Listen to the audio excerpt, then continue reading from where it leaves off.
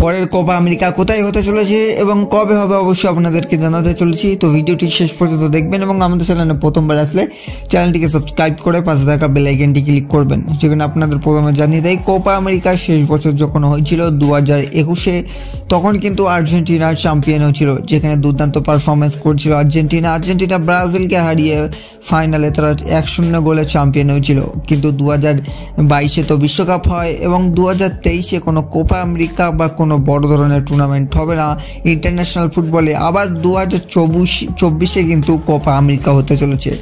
2024-এর ঠিক মাঝামাঝি সময়ে, অর্থাৎ জুন মাসের দিকে, যেরকম টাইমে ফুটবলের বড় বড় টুর্নামেন্ট হয়, ঠিক তেমন টাইমেই কিন্তু হতে চলেছে এবছর 2024-এর কোপা আমেরিকা, যেখানে 2024-এর কোপা আমেরিকাতে কিন্তু সম্ভবত 16টি দল খেলবে। এছাড়াও কিন্তু এই কোপা আমেরিকাটি হচ্ছে ইউএসএ অর্থাৎ ইউনাইটেড আমেরিকা অর্থাৎ সংযুক্ত আমেরিকাতে হতে চলেছে।